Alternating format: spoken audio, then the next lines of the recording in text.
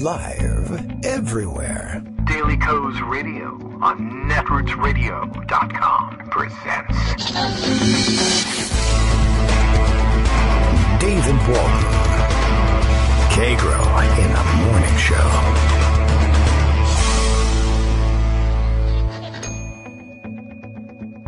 Now, here's David Waldman. Hey, good morning, everybody. How you doing? Holy macaroni. I have a new pair of headphones. They finally came today. Delivered yesterday, thanks to the stingy billionaire at Amazon. Delivered the thing. I can't complain too much about the delivery service. I have to change the bass treble balance somewhere in my headphones. I think I'm not going to touch anything else. I think everything goes out okay. But these deep, booming, resinous headphones here. Resinous. They're covered in resin. Sure, why not? This is an interesting change for me. They're nice, they're comfortable, they're not falling apart. That's good news. Got a good deal on them. Amazon sent them in a single day, essentially. I am not an Amazon Prime customer. My wife is. In the year or so, 2 years, I guess now that we've had it, we have never been able to figure out how can I or other members of the family order things through Prime such that we can use our Prime membership that my wife has got, but I can do the ordering. It's very annoying.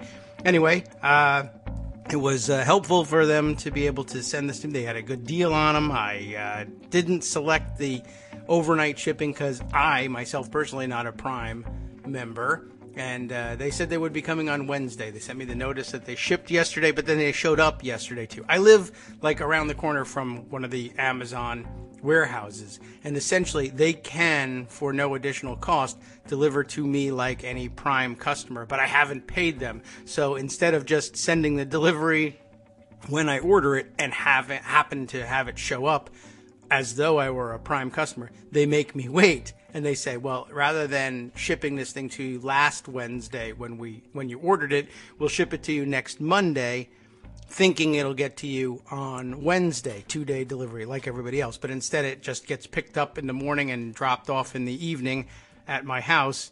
And they could have done it for the same price. They could have done it last week, but whatever. I guess that's supposed to make all the rest of you who don't live down the street from a warehouse feel like you're getting your money's worth from Amazon Prime. So does it? Have I picked up your spirits or depressed you? I'm not sure which. All right. Daily Coast Radio is live and booming with additional bass today. Bill knows it. He can't hear the extra bass. I hope it's not apparent to everybody else. But he knows that the show is live now. Kagro X, that's me. That's how you can reach me on Twitter, by the way. I'm David Waldman. That's what the guy at the top of the show said.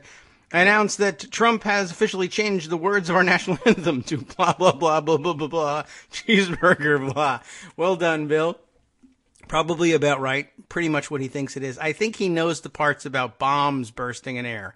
Rockets and bombs he gets. And then I guess the last phrases. Maybe the first. He might even know, oh, say, can you see? But I'm not certain that he understands what that's all supposed to mean. But sometimes people give up in the middle of the song. I'm going to stop mouthing that I'm singing the words or even trying to sing the words when the song gets really high-pitched, etc. But I don't know. If you're on camera and you live your life on camera and you start mouthing the words, you better just do the whole thing all the way through. I don't really, I guess there's no reason to doubt that he doesn't know all the words. I'm sure he's never had to sing it. And there are probably a lot of people out there who themselves have never had to sing it and who say, I don't know the whole words to the song. And nobody does, but most people probably do. And of course, for him to have spent so much time insisting that everybody else in the world was dishonoring America, the flag, our troops, whatever you want to throw in there under the rubric of quote-unquote patriotism, was being dishonored if you had the wrong posture during the singing of the song. Now, he stood during the posture. I did notice that. And Fox News noticed it too. They made a big deal out of it, sending out a photo of him standing for the national anthem and saying as much. President Trump stands for the national anthem. The only things protesting were his knees and hips at that point, I guess. I don't know whether anybody was protesting during the game. It was the college football national championship, about which the outcome of which I know nothing. And I'm sure somebody will announce it. As a matter of fact, we might lean on Armando for that. I don't think that's what he's going to come to cover.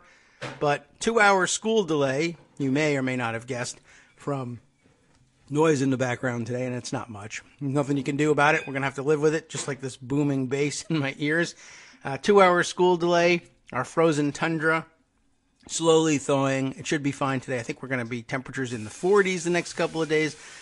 So our thin sheet of ice that fell last night and delighted the kids, though they were hoping for another day off, should be disappearing shortly. I'm sure only to return at a most annoying point next week. Anyway, as I mentioned, Armando will come by around 10 o'clock in order to facilitate the sending off of the children during their 2-hour delay.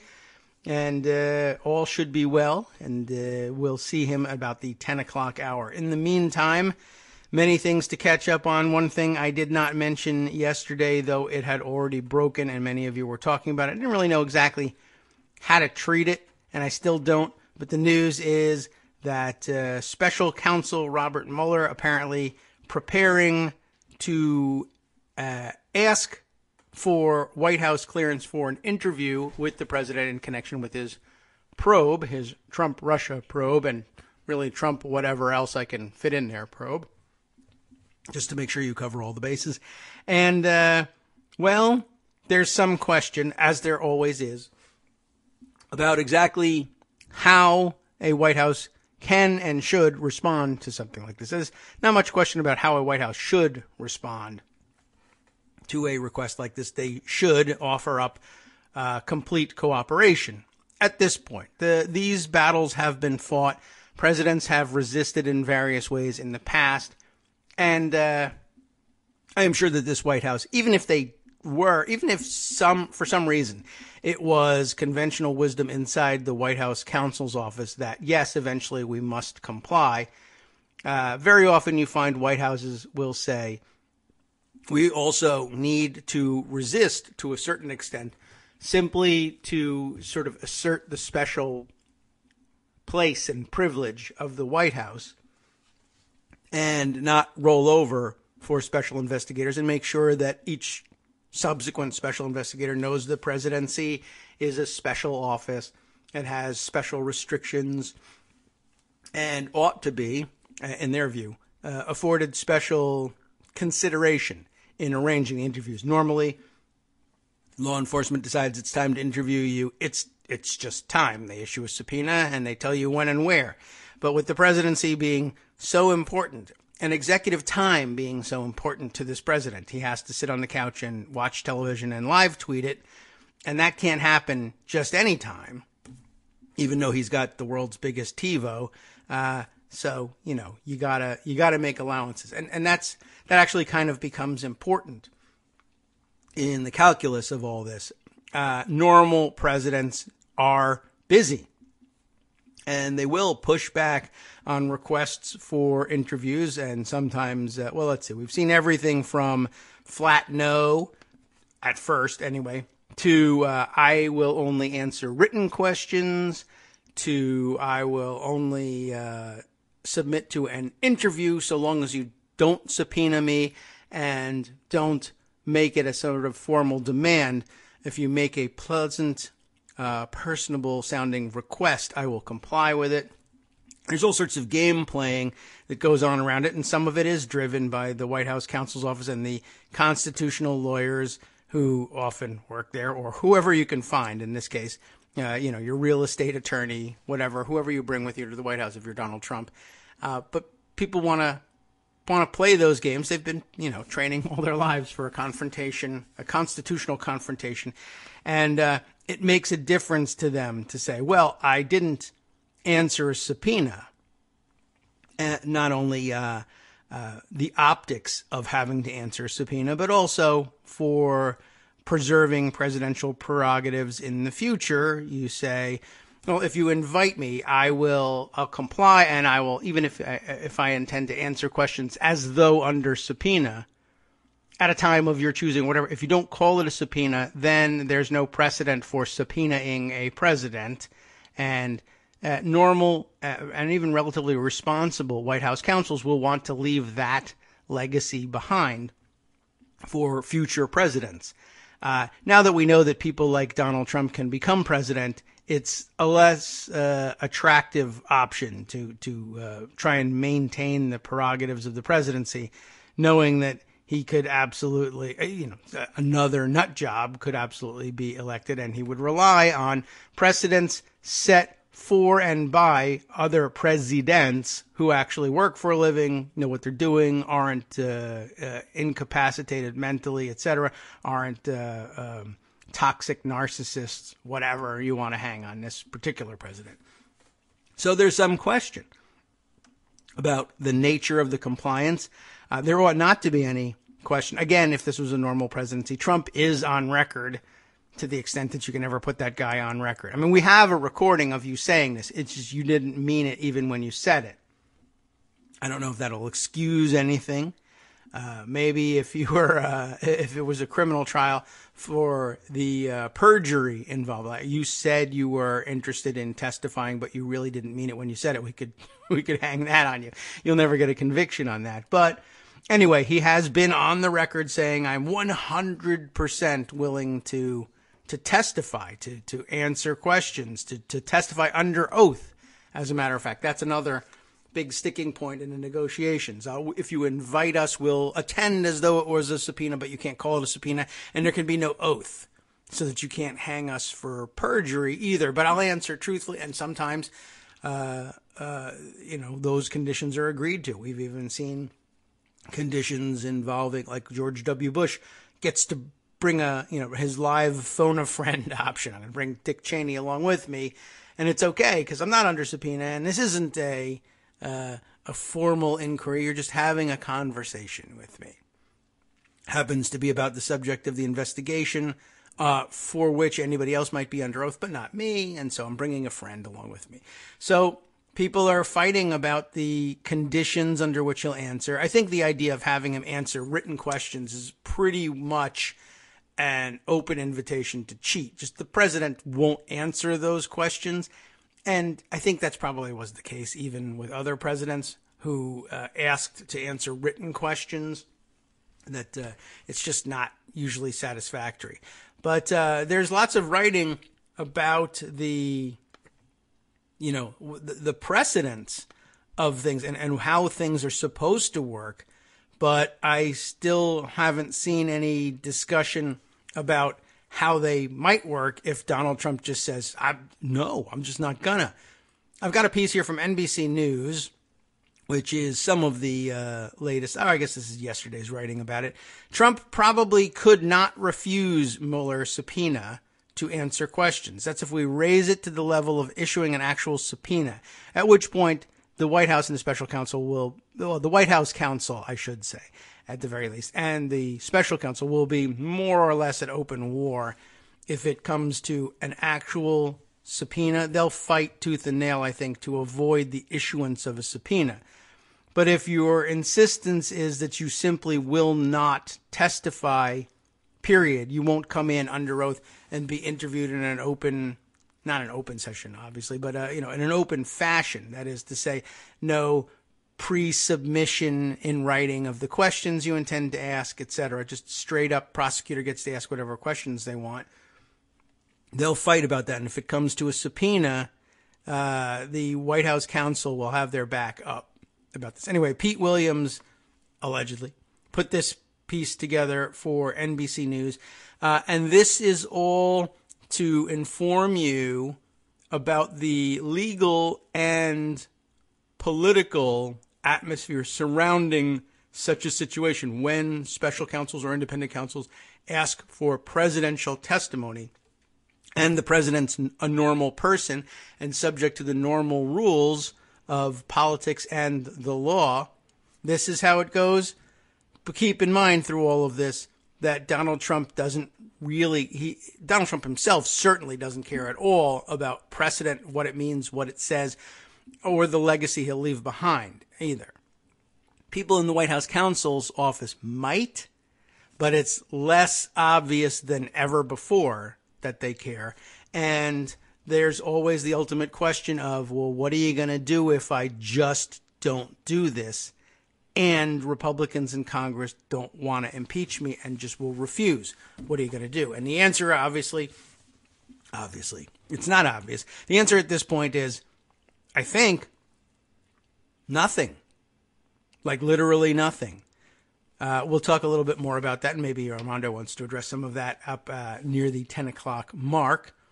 But if I don't get started on this article, we won't finish until we get Armando on the air. Okay, it's not even such a long article. If Robert Mueller, Pete Williams writes for NBC, seeks to question President Donald Trump, could the White House successfully refuse to make him available?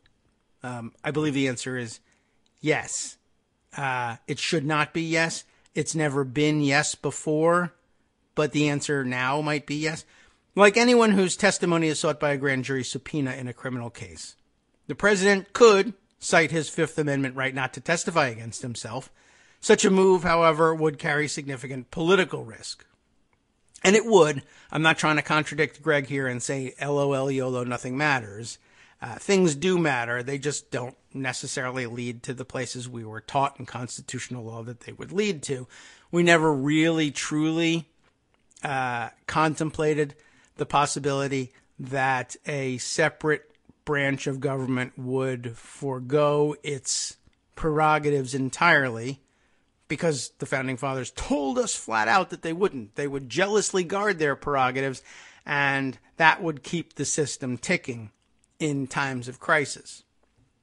But now we know that these guys are ready to hug the anchor of Donald Trump right to their, drowning death moment, and they just, they very well may just say, well, impeachment's up to us, and we're just not going to do it. So I don't know. It's kind of exciting. What are we going to do next? It is kind of exciting in an abstract way.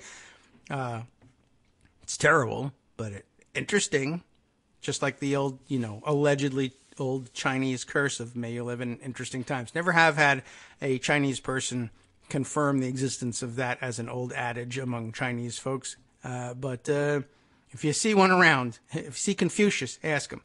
The White House has given no indication. I'm going to get myself out of cultural trouble with the Chinese and continue with the article. The White House has given no indication that the president would refuse to answer Mueller's questions, and he may yet just answer them, and who knows whether he'll answer them in his fashion, just blather or what, I don't know. Trump said in June that he was 100%, whatever that means, willing to give Mueller his version of events. That's an interesting way of phrasing it. I believe he said he was 100% willing to testify under oath, but we'll see. I'd be glad to, the president said when asked at a news conference, but I don't know what he was asked. But suppose he changed his mind. Could he decline to respond to a subpoena from Mueller on some other grounds? The answer in a word seems to be no. However, the answer you're looking for probably has more words than that in it. And the answer is, if he wants to remain in good standing with constitutionalists, is no. But if the Congress doesn't do anything about it, the answer might be yes. It would just be bad politics. And many Republicans might lose in the 2018 midterms and again in 2020. And maybe possibly he would be rejected for re-election. Should he survive that long, I do think the office will kill him eventually, even though he doesn't work at it. That's just my remote diagnosis. I'm not a doctor. You can't take my license. Suppose he changes his mind. Could he decline to respond to a subpoena? Now, that flat question, like up front, can I refuse to respond to a subpoena on some other grounds? I think, in a word, the answer is yes. He absolutely could. Now, he might even have a play in mind where he thinks he can survive this thing by claiming some sort of national security cover in some way. It would be difficult to construct one that holds up to scrutiny. But he could make it. So I guess the sense in which the question is asked here, ultimately the answer might be no, in a word, but temporarily the answer could absolutely be yes. So I wouldn't rule it out, and I wouldn't tell you not to expect to see some indication eventually that the answer, at least temporarily, will be yes. I don't know how well a national security claim holds up. They could litigate that for a long time. possibly for the rest of the president's natural life. As I've hinted in the past, I do like 2 seconds ago. I don't know what his health is like. We're supposed to find that out, by the way, this week, as he has a physical. I don't know what kind of results they'll announce. I don't know whether they're planning on fudging the results. I have no clue what this is supposed to lead to. Once again, things are not normal here. All right, so why then would they think that the answer in a word seems to be no, if the answer could actually, in fact, be yes, temporarily or permanently? The Supreme Court has never directly addressed the question about whether a president can refuse to cooperate in a criminal investigation potentially involving his own conduct. That is because no president has ever fought such a request. But in 2 other cases, the court has suggested that there's no authority to decline. And all very interesting. It's just a matter of what will this court say. And we always have to remember that any Supreme Court can at any point change its mind for good reasons or bad ones, dumb reasons or real ones, partisan reasons, nonpartisan, cult of personality, mistake, what have you. It's all hanging out there and could all happen at any given moment. And this particular moment in history seems ripe for just such a mistake. No president has ever fought such a request, largely because, like I said, I think they want to maintain the flexibility of the office to joust in the future and also to maintain this precedent. They eventually give in to, I don't know that that's really the case, that no president has ever fought such a request, I guess. But then again, once again, you're going to have to ask, what is the question? No president has ever fought a subpoena. No president has ever fought a request to cooperate in some fashion. I just don't think it's really accurate to say that no president has ever fought such a request. But they do tiptoe around it quite a bit. Again, in an effort not to set any precedents. Interestingly, very often they're thinking about not boxing in future ostensibly responsible and mature and not debilitated presidents. And nobody has ever really said, do I want to limit my own options for my own competent president now, because one day we might have an incompetent one who I want to constrain. No one has ever given that any thought, I don't think. President Richard Nixon, I guess, came as close as possible to all this. He failed when he tried to shield his White House tapes from the Watergate prosecutor who wanted them as evidence in charging presidential aides with crimes related to the scandal. The court rejected Nixon's claim that the recordings were protected by executive privilege. And they might very well do the same here now and just lean on precedent. They may very well say there are people on the court who might have been itching for decades to say that the Nixon case was wrongly decided, after all, and that he never should have been required to give over his tapes, and no president will be ever again. We just don't know. The president's generalized assertion, the article continues, of privilege, the assertion of privilege, must yield to the demonstrated specific need for evidence in a pending criminal trial and the fundamental demands of due process of law in the fair administration of criminal justice, the court said in 1974. 23 years later, the Supreme Court ruled that President Bill Clinton was not immune from a lawsuit filed by Paula Jones, who, of course, accused him of sexual harassment, hot topic these days. It's a settled law, the court said at that time, that the president is subject to judicial process in appropriate circumstances. It would be very interesting also, by the way, to see whether any members of today's Supreme Court attempt to differentiate in any way in the Nixon or Clinton cases as between the request of an independent counsel, which we had in the Clinton case, or a special prosecutor, which we have now, and I believe, which is what we had in the Nixon case. And I think there were certain weaknesses of the special counsel construct that we felt like necessitated the independent counsel construct for the Clinton era. But that, of course, ended up expiring and has never been renewed since. It would be difficult to argue because, of course, people would say, well, in the special counsel context with Nixon, we still ruled, for instance, that the tapes had to be turned over. But again, if you're willing to say it's wrongly decided, then, who knows what you could do once you get there. It might be weasel words available to the court where with an independent counsel, this might not be appropriate, but it was possible with a special counsel. It's just that the court decided wrongly in the Nixon case, and here's why. Come up with some other BS reason and just announce a new standard. Anyway, while the ruling in the Clinton situation involved a private civil case, the court said the need for evidence in a prosecution is even greater.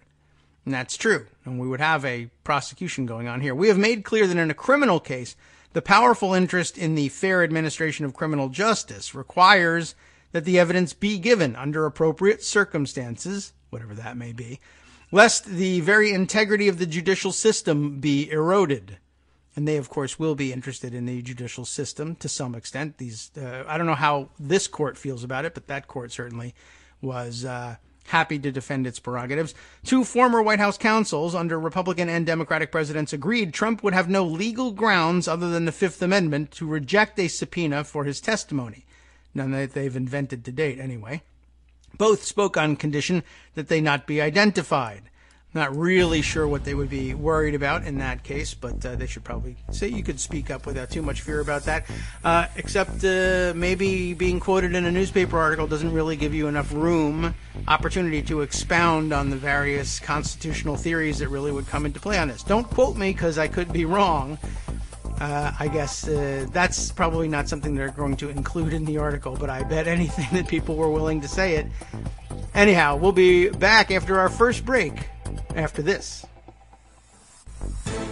Hi, it's me, David Waldman, your host for Kagro in the Morning, interrupting this little break to say thanks so much to all of you who are contributing supporters of Kagro in the Morning. Thousands of you are downloading the show each day, but fewer than 1 in 25 regular listeners are donating to help keep us on the air. For the money you'd spend on a single 3-minute iTunes song, we bring you 2 hours of great news and entertainment every day, 5 days a week. Patreon.com, Patreon.com makes it easy. You can find us there by searching Kagro X or David Waldman or Kagro in the Morning or even Daily Coast Radio in their search box, and you'll be right where you need to be to make easy, recurring monthly contributions to support our show. Once again, thanks so much for your support.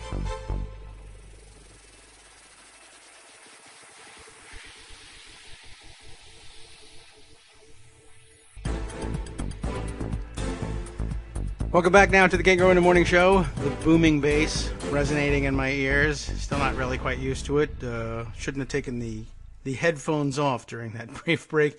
That probably would have, it would have helped smooth things out. So let's see, where were we? Oh, Michael Musson, by the way, has a comment along the way in our discussion, which we were having in between the lines of the NBC News article addressing the question of whether or not Trump might really be able to simply avoid questioning by Robert Mueller. Michael Musson commenting, the thing is that lies are such a common part of Trump's speaking, that's true, that the lawyers couldn't let him testify even if he was completely innocent of what the Mueller team was investigating. I had to correct myself there and insert an extra word in order to make my babbling make sense, according to how Michael wrote it up here. But that's a good point. Certainly, I assume the White House counsel is actually concerned about that, and it provides additional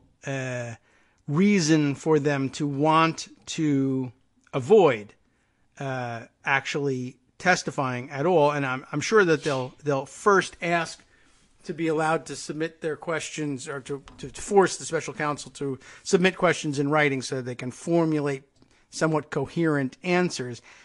I don't know why Mueller would settle for that, but I will warn you that very often cautious prosecutors sometimes do allow for things like that, even though they know very well that the subject won't really be answering the questions and that that's not going to be satisfactory. But they like to sort of have on record, look, I asked and he gave us this very evasive agreement to, I might, may or may not be answering the questions. I'm going to have my counsel answer the questions. And sometimes, though, they allow that because there's not that much difference with a competent person who's risen to the rank of President of the United States. They're pretty competent performers. Very often they're constitutional lawyers themselves, or near enough in their training anyway to become constitutional lawyers, or considered a constitutional expert anyway. And when their attorneys formulate a response that they'd like them to give to the special counsel, they can practice it, learn it, recite it when necessary. And so, in effect, there's maybe not that much difference between letting them answer in written form or answer in oral testimony in a deposition style. They can handle reciting the necessary magic words. Donald Trump very likely can't do that, and so there's a distinct disadvantage in accepting only written responses. On the other hand, at this point, the Mueller investigators they know what they know, and it's sometimes merely a formality. We got to ask the questions of the president at this point, and if he gives us false testimony orally or in writing, it doesn't matter. We've got him dead to rights anyway, or we don't intend to charge the president at this point anyway, but everybody around him is going down, so it hardly matters. You can choose in oral testimony or in writing which one of your accomplices is going down in your place. That's okay with us.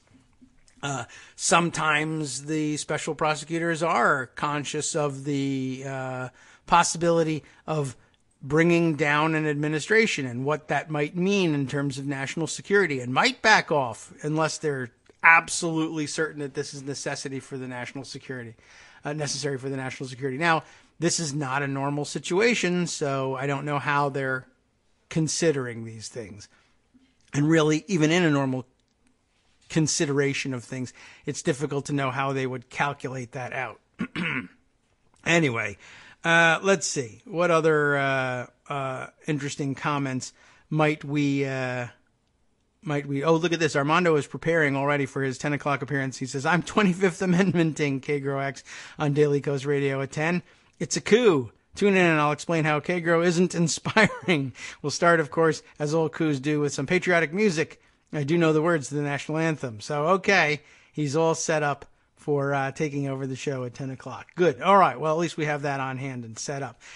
We were in the middle, though, of NBC News' answer to the question of whether or not Trump could refuse a subpoena to answer questions. Pete Williams putting together the very basics here and giving us a good framework within which to discuss what might actually happen in this very weird case. So, remember when we left off, we had discussed a little bit about the Nixon case and the Clinton case, wherein the court basically said, now you really are going to have to comply. In Nixon's case with the turning over of your tapes from the Oval Office, and in Clinton's case with testimony, possibly just because this was a civil case, which arguably required less from the president and arguably even had a lower threshold, though, for whether or not the evidence was truly necessary in order to preserve the prerogatives of the judicial branch. In a criminal investigation, the necessity of having that information might even be higher. On the other hand, there was also a lot of time given over to considering whether or not the president is a elected official simply too busy, too burdened with the pressures of office to give over considerable amounts of time to an investigation, even one of his own possible criminal wrongdoing, because he's got to preserve the peace of the free world and et cetera, all the things that we tend to like to wrap up in the responsibilities of the presidency. I wonder whether there would be mention at that point and any arguments on that point about the fact we're now learning this president probably spends less time, what we might call presidenting, than any of his predecessors in the modern era and maybe ever. And he now is, of course, building into his schedule executive time for him to watch television and yell about it on Twitter. That, that's not going to hold a great deal of water with a normal court. And again, I don't know how normal this one's going to be, whether you're talking about courts below that first decide these things or the Supreme Court in the end. Look, if the president is, the Supreme Court comes up with dumb stuff like this all the time. If the president, selected by our, vaunted electoral college system as enshrined by the founders, chooses to spend his time guarding the freedom of the free world by collecting his thoughts in executive time. Like, I guess if you were, for instance, do you think you could make the same argument, or would it come out the same? I want executive time, and it keeps me balanced, and that's good for everyone. National security, good for the peace of the world, etc. Could you, for instance, claim that there was a stronger right to subpoena a president who spent an hour in transcendental meditation? Let's say you were back in the 1970s, because after all, he's just wasting his time sitting on the floor going, that doesn't mean anything. Could you pull a president away from devotional prayer for which he's blocked out time every day? I don't know. That's another interesting question that we'll probably never get to. But anyway, when we left off with the consideration of the article, we had said it's settled law. The court had said that the president is subject to judicial process in appropriate circumstances. These would be appropriate circumstances, and it may be in a criminal context, the need for evidence was even greater. We have made clear that in a criminal case, remember this, the powerful interest in the fair administration of criminal justice requires that the evidence be given under appropriate circumstances, even if that doesn't require a subpoena. We should point that out, lest the very integrity of the judicial system be eroded. Then we heard from the two former White House counsels who only agreed to speak on condition of anonymity that Trump would have no legal grounds other than the Fifth Amendment to reject a subpoena. No one's tried anything yet, but national security looms large. And he'll lie about what constitutes national security for him. I have no doubt about that. Clinton became the first sitting president ever questioned by prosecutors about his own conduct. In 1998, Kenneth Starr's team asked him about the relationship with White House intern Monica Lewinsky for nearly 6 hours in the map room. Thanks for telling us. As a grand jury watched on a special video feed to the federal courthouse 10 blocks away. So Donald Trump will say, I'm allergic to the map room, and the precedent clearly says it has to be in the map room, and so I can't do it. Who knows what they'll come up with. Starr's team had earlier interviewed both the president and Hillary Clinton in 1995 about the Whitewater real estate matter, and they gave sworn testimony about Whitewater the year before to Robert Fisk, the special counsel who was initially appointed to investigate the issue. Previous presidents have cooperated in criminal investigations while in office. Ronald Reagan answered written questions from the special counsel investigating the Iran-Contra scandal. Jimmy Carter gave 4 depositions in criminal cases unrelated to his own conduct. And Gerald Ford gave a videotaped deposition in the trial of a woman accused of trying to assassinate him. A century earlier, President Ulysses Grant gave a long deposition in a criminal case testifying for the defense in the whiskey ring scandal. I'm going to have to look that one up. I wonder if that had anything to do with Secretary Belknap, who resigned and was impeached nonetheless. Not sure. While it's unlikely Trump could successfully refuse to answer Mueller's questions if subpoenaed, how he does so would probably be negotiated. The special prosecutor might not be able to force him to appear on videotape for a deposition and might have to settle for written answers. It's entirely possible. If they come right down to it and they have that fight, they might actually have to settle for that. And that might be what they're aiming for. Let's have the fight. They don't really care about what the future precedent says. Mueller could try to summon the president to appear in court, though his lawyers could cite the Clinton precedent, and seek to have the questioning done in the White House. In its ruling in the Clinton civil case, the Supreme Court said, "We assume that the testimony of the president, both for discovery and for use at trial, may be taken at the White House." But that was a civil case with no grand jury. So also another interesting aspect of all this, if they want to do the testifying, if it has to be live at all and orally delivered, they, of course, will attempt to do it in familiar surroundings at the White House. And I guess that's true. That rings true to me. There's some question about whether or not a criminal context would demand that the testimony be given in the courthouse under the control of the judicial branch. All right. Well, let's see. Is everything going okay in the world headquarters test kitchens in the back? Lunch being made? Yeah, I'm making it. All right. Okay. Very good. Just checking in on things. As you know, we're on a 2-hour delay here today, and as much as we'll be able to lean on Armando for the preparations for getting everybody actually out of the house, I was only able to get so much done in getting lunch together before the show started. But everything seems to be under control, and we can proceed. Let's see. Other comments that might have come in between then and now. Let's see. Nothing in the KITM hashtag lane there. But lots more just basic discussion of, well, the book remains a live issue. And that's, well, there's certainly more to quote from that. And let's see. Let me jump into Pocket here and see what else is jumping out at us for discussion for today. Armando, of course, offering to jump in early. That also would be helpful, just so I can take care of a few last-minute details. Let's see. Oh, yeah, here's news, although let's save this one for discussion tomorrow with Joan McCarter. But some of you may know Senate Democrats preparing, they hope to force a vote on the question of net neutrality. I know my son's very interested in that question, as a matter of fact, using the Congressional Review Act, one of Republicans' favorite creations that they've used extensively in the past year or so. But like I said, we'll discuss that one, I think, tomorrow with Joan. I know that'll be a favorite subject, not only the procedure of it, but net neutrality, of course, one of her big beats. So we'll save that one. Here's something else. Oh, here comes Armando here now.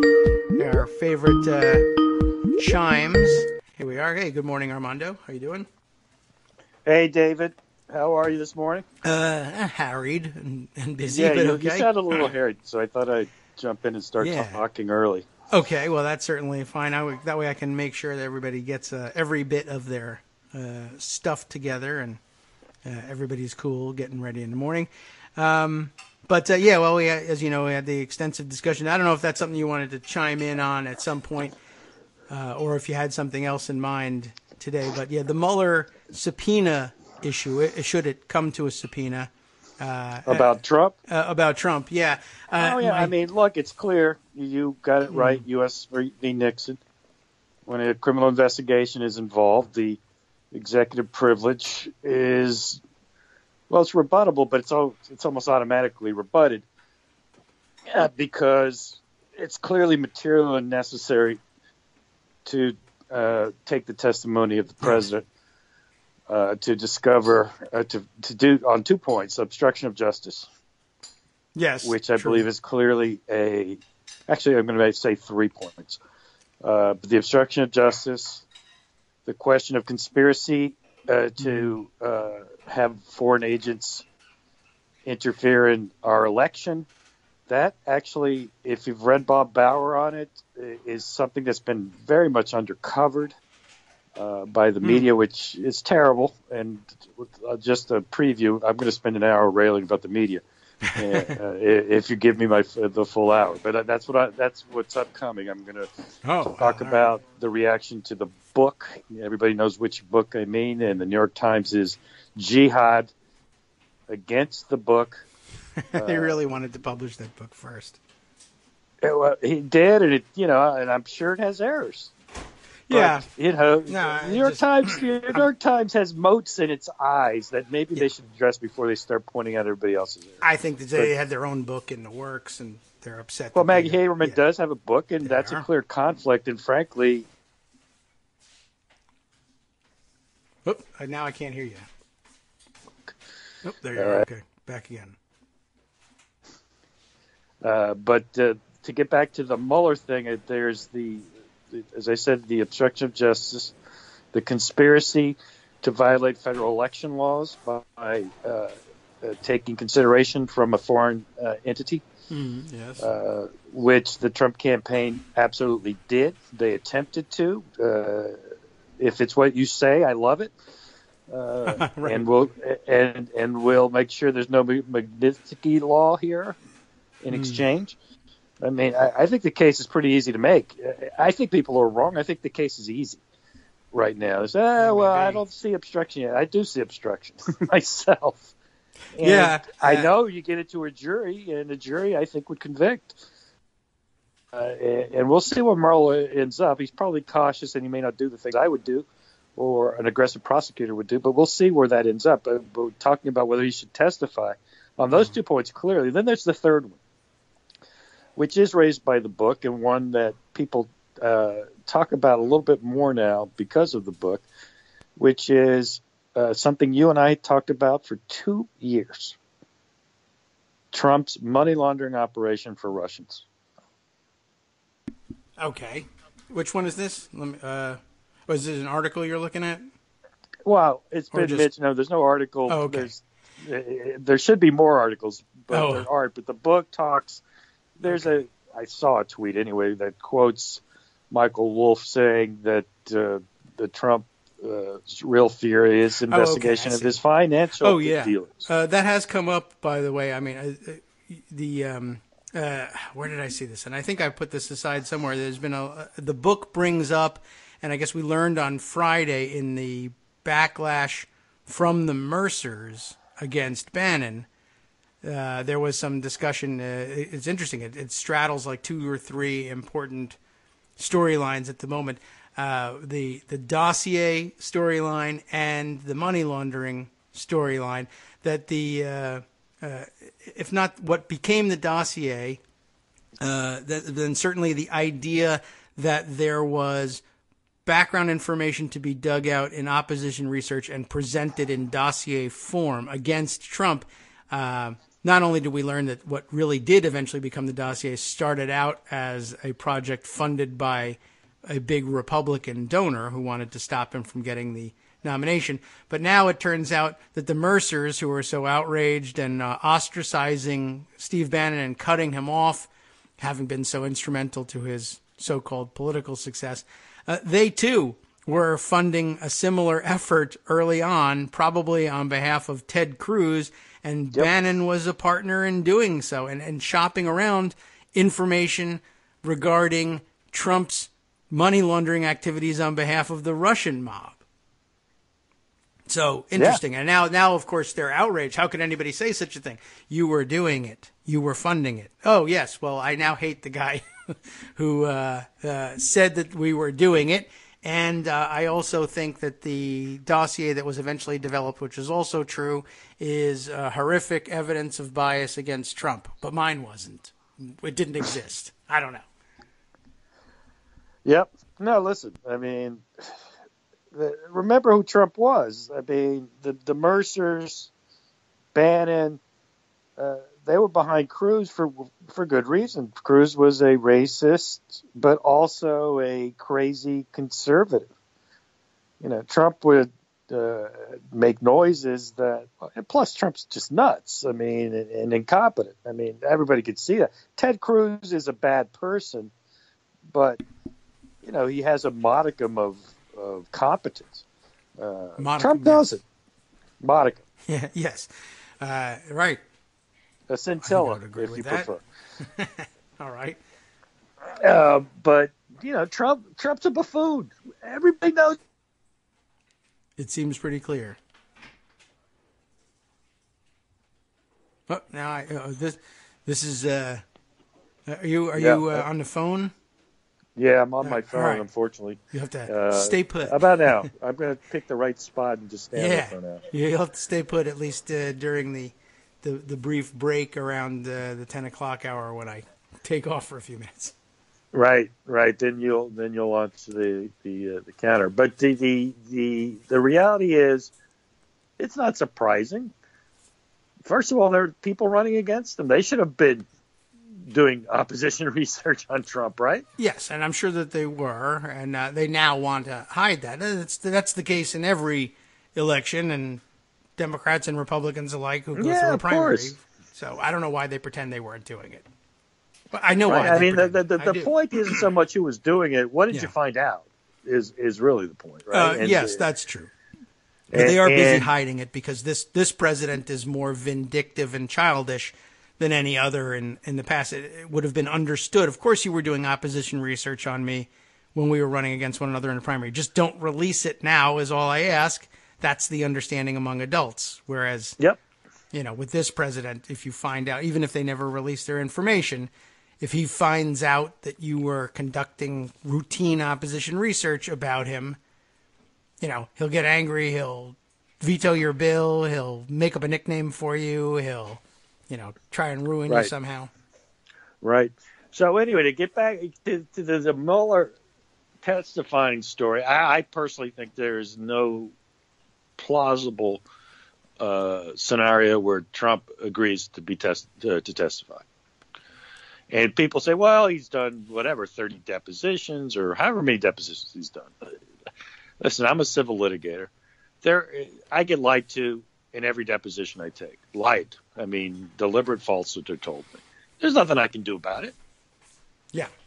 Robert Mueller can indict you for lying to him. That is true. That's the job. It's not, as I tweeted out, it's not even the same sport. People are nuts. And starting with Maggie Haberman with her same nonsense. Oh, when when it's legal things involved, it's nonsense. I could go through his depositions, and he lies 50 times in them, and he evades. You can't evade to a prosecutor. Yeah. Many people have gone through those and documented. There's nice video cuts of him doing just that in previous depositions. All that stuff you do in a civil deposition, you can't do that with a prosecutor. You can't. Not one that's prosecuting you for obstruction of justice. Right. Well, what you can do is not sit. You invoke the Fifth Amendment. Right. Or now people say, "Oh, he'll never do it." Sure, he will. He'll just say, "I will. I'm going to do this because this is unfair. It's a witch hunt. It's a hoax, and I'm not sitting there." So that's why I'm invoking the Fifth Amendment. Here's a guy who says he's going to release his tax returns. Of course, he doesn't release his tax. He says things and does things that are just, it's absurd to think, "Oh, he'll never do it." Of course, he will. Oh, a president can't do that. This is Trump. Forget all that nonsense. And you guys have normalized it, you at the New York Times. And I point to the New York Times, and you'll hear me screed about it while you deal with your family business. It's makes it sound gross. It's a disgrace what they're doing, and now what they're doing with this book, because there are millions of bad books. The New York Times partnered with one of them. Clinton Cash. Yes, true. Partnered with them, ran it on page one, and it was nonsense. The error field doesn't even give it. The whole thing was an error. The whole thing was a hatchet job, and they ran it on page one. And now they have the gall to get all high and mighty about errors in this. Good this point. Hatchet job of a review they ran yesterday. It's certainly no less error-filled, or no more error-filled, I would guess, Wolf's book than Clinton Cash was in terms of its misinterpretation and just conjecture and lies about what was going on, and conflation between the Clinton Global Initiative and the foundation and other funds that they maintained for political purposes, etc. I mean, it was just a wild guess about what they hoped they would find, essentially. And nobody seemed to vet that, and they were perfectly willing to run it and say, "Oh yeah, well, this isn't a New York Times investigation. We're just saying we found this interesting book." When do they do that? When do they do that?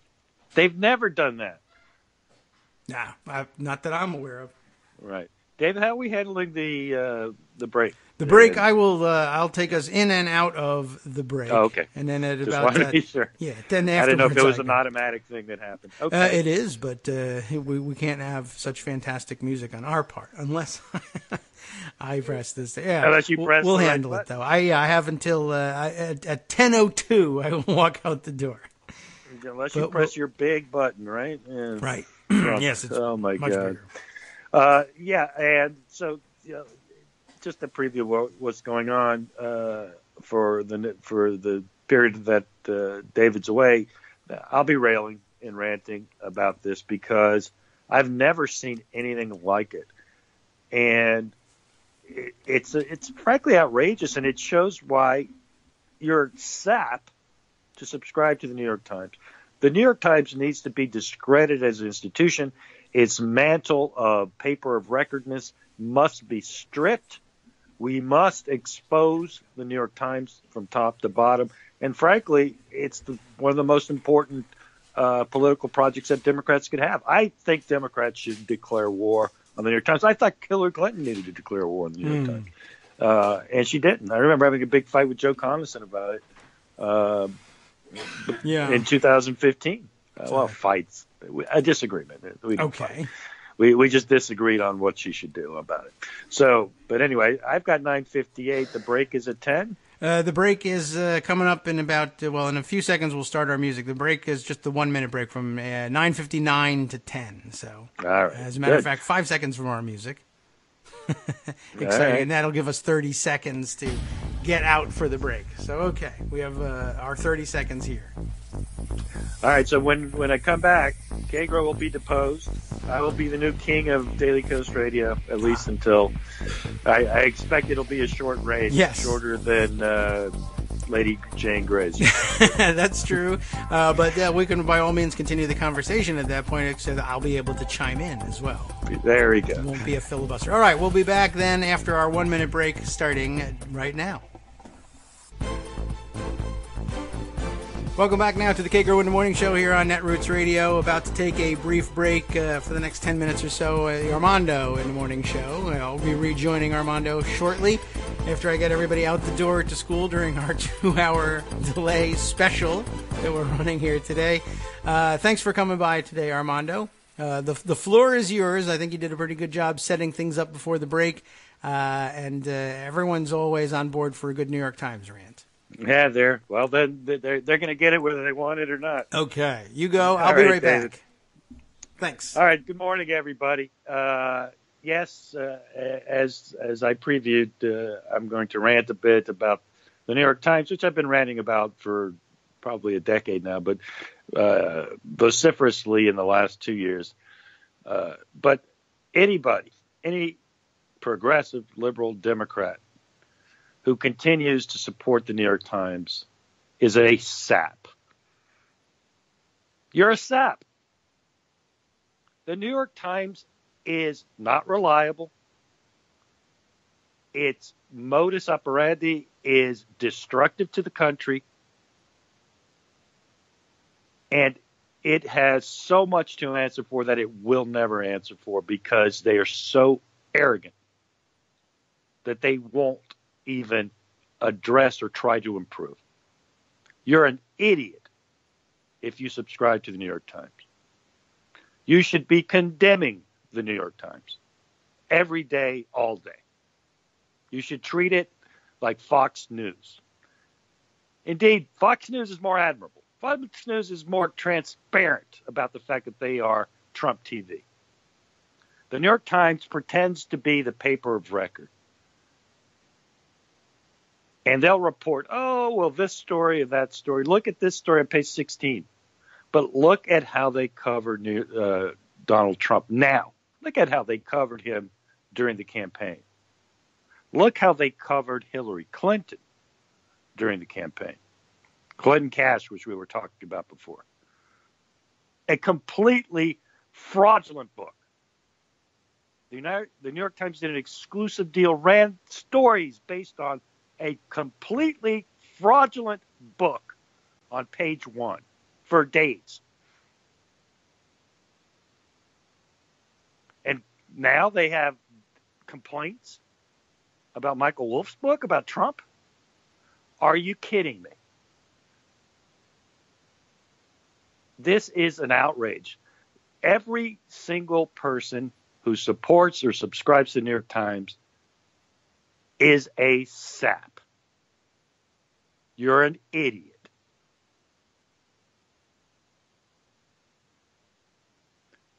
Michael Wolff's book probably is filled with errors, but it's also filled with facts. The New York Times has been filled with terrible, misleading, outrageously favorable coverage to Donald Trump. You'll say, well, how can it be so favorable? Look at all the things they say about him. Because they frame it, and their presentation of it is fraudulent. Reinventing the presidency, authentic, reversing decades of aloofness, transforming the presidency. That's our words that the New York Times has printed as news in its newspaper. You want to go to factual errors? I've talked to you about Clinton Cash. How about on October 31st? New York Times, page 1. FBI finds no clear links to Trump campaign in Russia. 8 days before the election, they ran a page 1 story ostensibly clearing Trump from involvement with Russia. It was a lie by the New York Times, fed to it by its sources in the New York City, the New York FBI office. That's what the New York Times is. It is a fraud. Its reporters are frauds. Its editor is an incompetent fraud. You're an idiot if you support or subscribe to the New York Times. Do people leak stuff to the New York Times? Of course they do. It's the most important newspaper in the United States. If the New York Times didn't exist, those leakers would leak to somebody else. They're not breaking stories. They're being handed stories.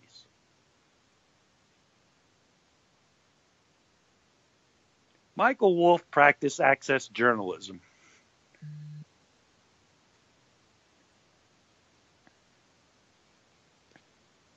Michael Wolff criticized all the reporters in America for being anti-Trump and becoming the opposition. This was in early 2017. It was all nonsense. Michael Wolff is a charlatan. There's no doubt about that. That doesn't change the fact that what he wrote in that book is true. There are errors, but the essence of the book is true. To say, one example, Maggie Haberman says, well, look at the big errors in the book. Here he says that, I believe it was Rupert Murdoch called Trump an effing idiot. But then in the book, he says that he called him an effing moron. That's the error? By the way, maybe he said both things. Who knows if that's an error? But even if it is an error, moron versus idiot, that's what you got? And there was a second big error. Oh, well, look at this story. At the Four Seasons Hotel, he lists 17 people, and one of them wasn't there. That's the big error? You've got to be kidding me. This is a disgrace. The New York Times is a fraud.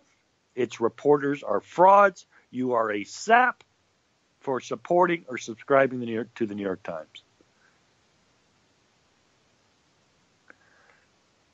Here's a related point. There's been talk in the last couple of days based on a NBC analysis story by John Allen, who's a good reporter, bad analyst. I've told him both things to his face. Well, Twitter face. And he said, Oprah's inspiring, unlike Hillary Clinton. And a lot of people got upset. I laughed at it. It's like clickbait. But it did get me to thinking. And then I saw a tweet from a Harvard political scientist about how, well, her being uninspiring and being treated unfairly may not have any causative effects, even if it's correlative. And I challenged that thought because the reality is it's not a question of inspiration. The fact is Hillary Clinton is inspiring to many people, millions of people. The problem for her was she was polarizing. And the question of how she became polarizing is the one you should be looking at. Because she inspired both admiration and revulsion. How did the revulsion start? Look no further than the New York Times. The New York Times wrote 10 times as much about her emails than all policy issues combined. This is from a Harvard study. Maybe the Harvard political scientist should review the Harvard study when he considers these questions. The New York Times is the paper of record in the United States. The New York Times drives what other media outlets cover. They decided to go full opposition, to borrow Michael Wolff's term, against Hillary Clinton from 2015 to the day of the election and beyond. They're still opposing her. They hated her book. Hated it. Because she criticized them. There is not a more responsible entity for the rise of Donald Trump than the New York Times. There is not an entity more responsible for keeping Donald Trump afloat now than the New York Times. If you support the New York Times, you're basically supporting Donald Trump. If you subscribe to the New York Times, you're basically supporting Donald Trump. Oh, no. I'm back. Don't kid yourself, David. This is the fact. It is the most pernicious entity in the United States right now. That's bad. People think I'm being hyperbolic. I'm not. It's not. Fox News is Fox News. It's state-run TV. People know what it is. People think the New York Times is liberal. It's not. It's a fraud. At least it's failing. It is. It needs to fail. I don't know. Donald Trump, the symbiotic relationship between Donald Trump and the New York Times is sick. It's a cancer on our country right now. Donald Trump attacks the New York Times. New York Times saps. Go and subscribe and support it. Mm. They support him. David, they're asking for letters from Trump supporters to tell them. Just yesterday. I did see. That's hard to defend. If you, or basically they're now just putting out, I guess, what did they run out of bars to find them in? If you support Trump, write us and we'll talk to you? Yeah. Okay. This is the New York Times, the paper of record. It is a disgrace. It is a fraud. It is a cancer on our country. And I mean every word I say.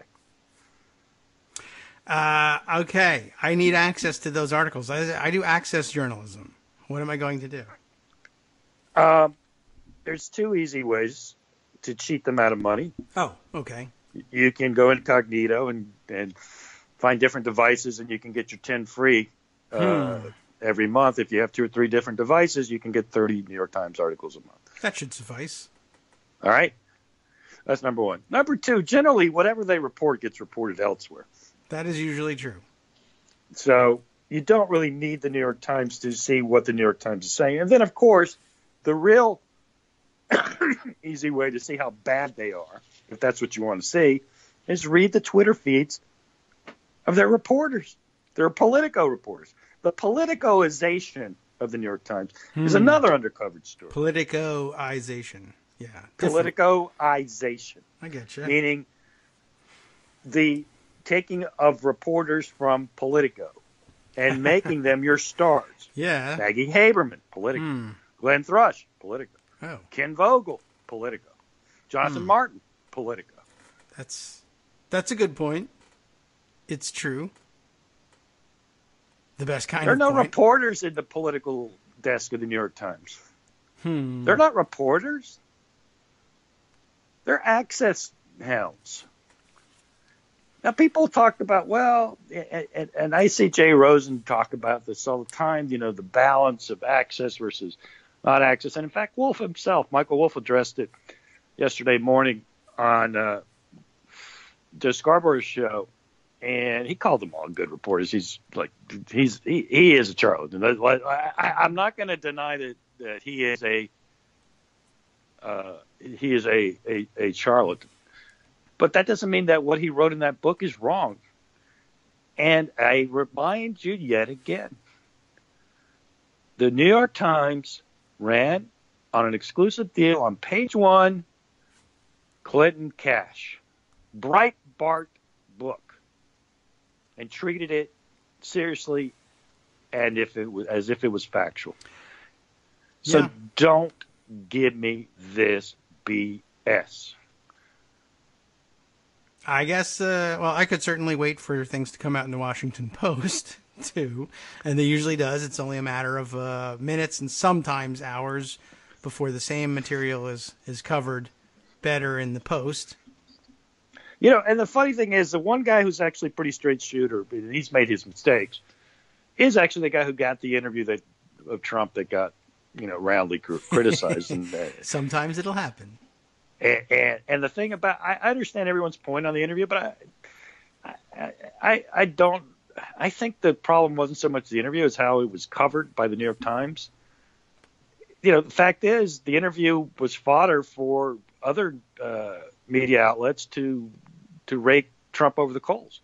The New York Times, which had it exclusive, didn't use it for the purposes of actually analyzing the news that was made. And people will say, well, that's how they get access. Well, then what good is it? What good is the access if you can't actually tell me the real story? When are you going to tell me the real story? Wolf's point was he doesn't have to go back in.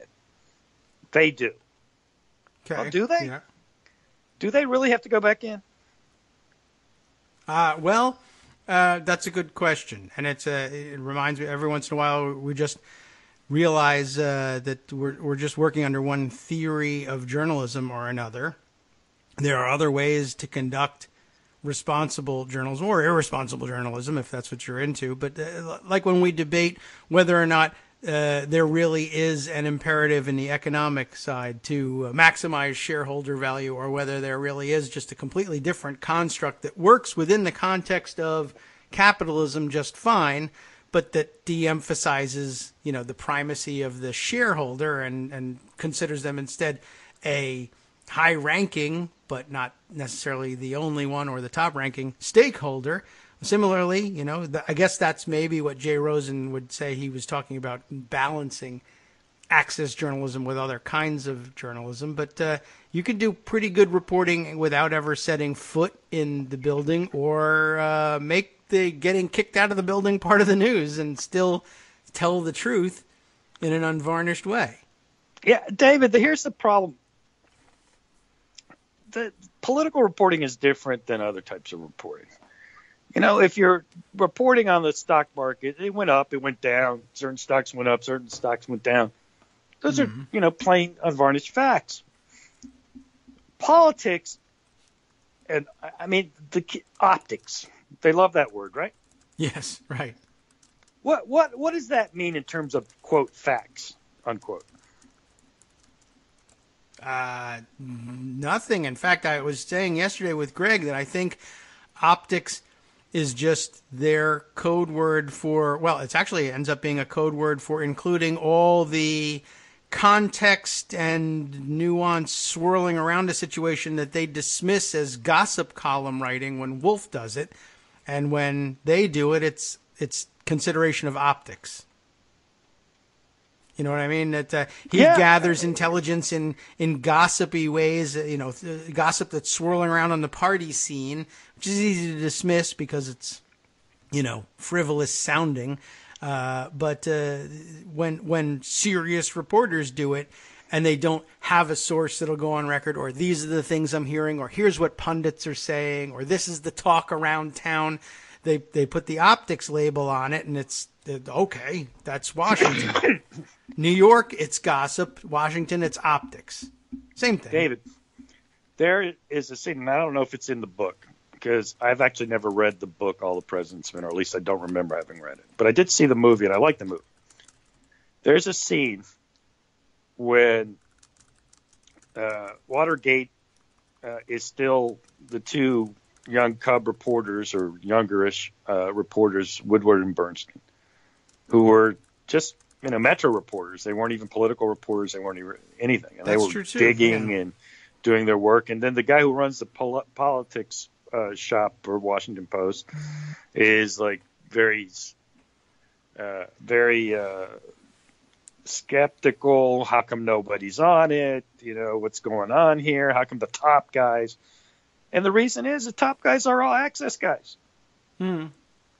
If you had not, I do think it's an interesting story. Would the Watergate story have been covered the way it was covered by the Washington Post if it had gone straight to their politics desk?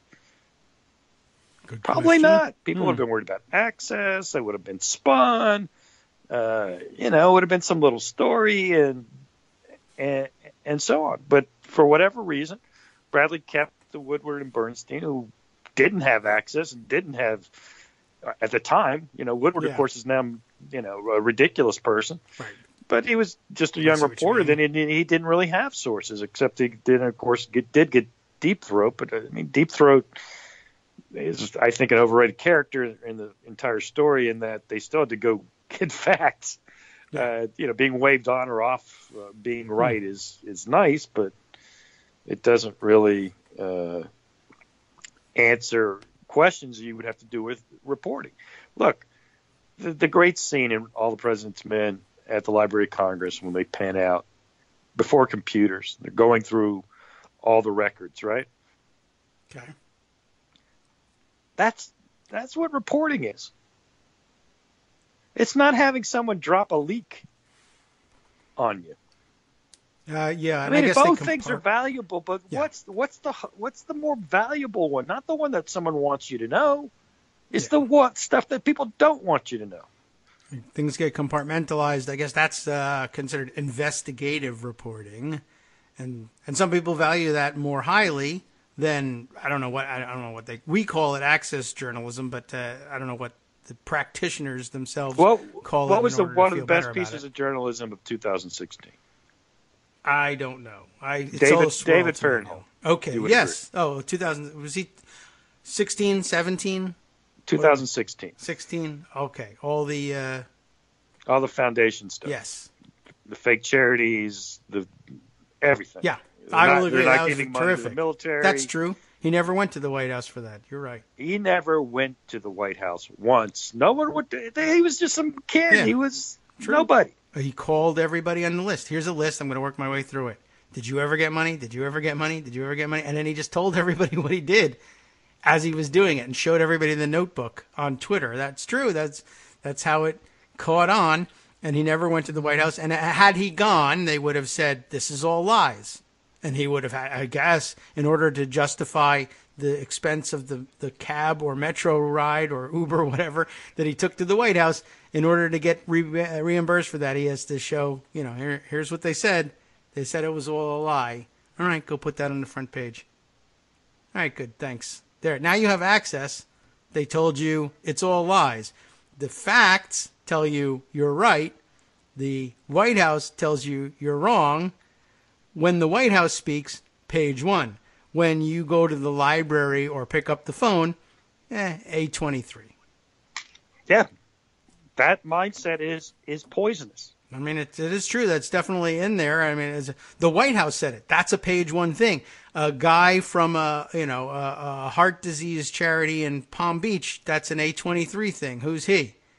I don't know. He's richer than the president. Can we put it on A1 now? No, nobody's richer than this president. He's got a golden toilet. Yeah, you're right. Well, think about that. And think about point. all the stories that should have been written about Donald Trump that were like the Fahrenheit story. Mm-hmm. Yes. And they didn't happen. The New York Times didn't break one story like that. Not one.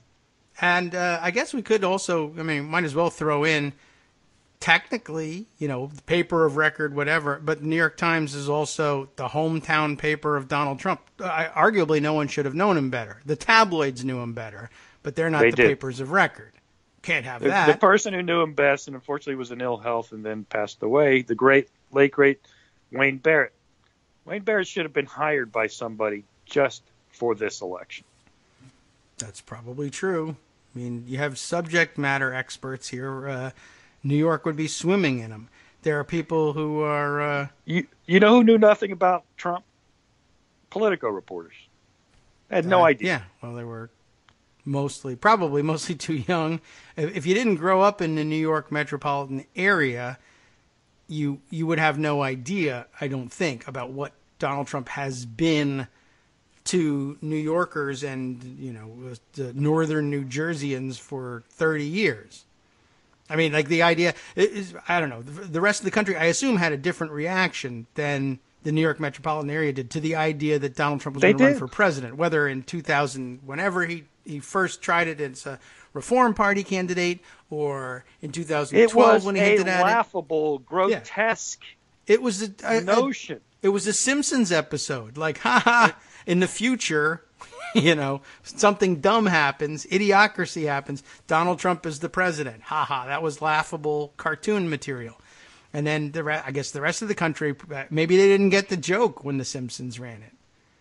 They did not, of course. And it's worse than that, because for the rest of the country, Celebrity Apprentice is who Donald Trump is. Yeah, a successful businessman act.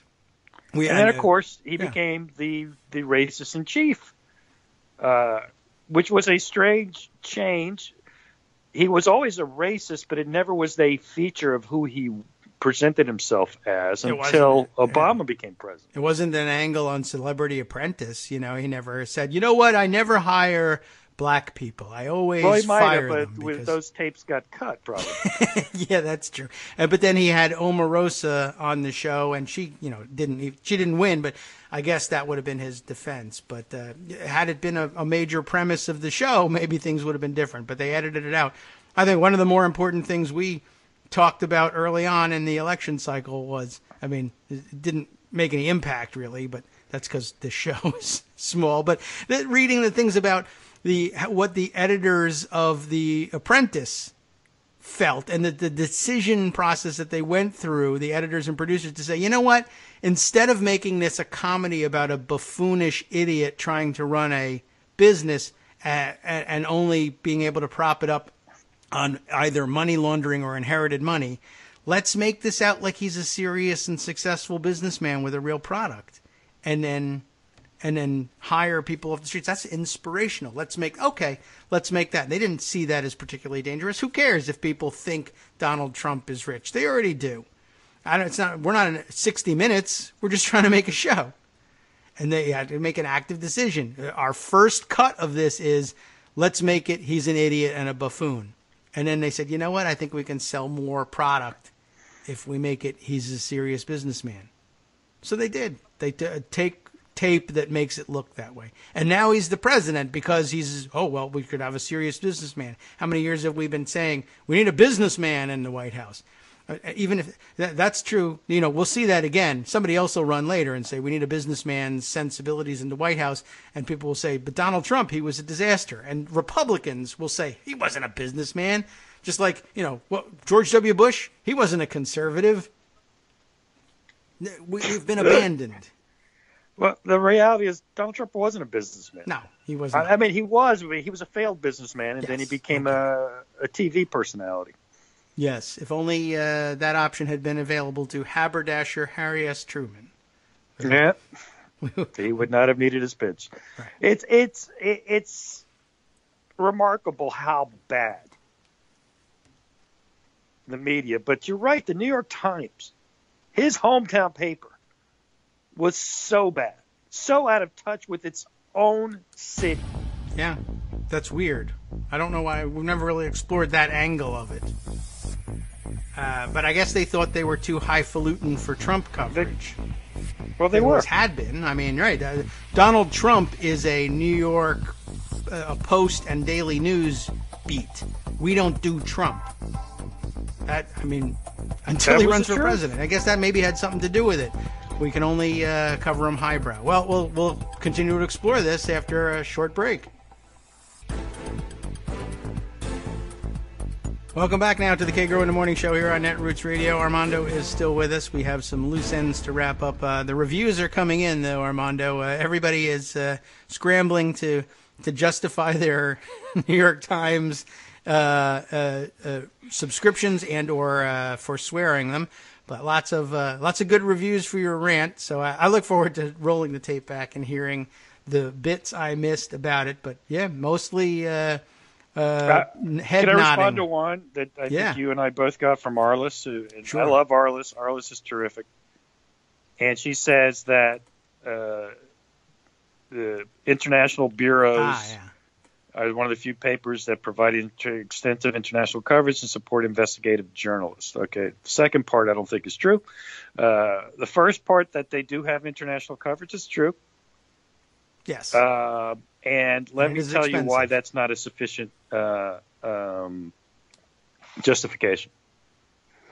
Okay. In the age of the internet, you don't need the New York Times International Bureau.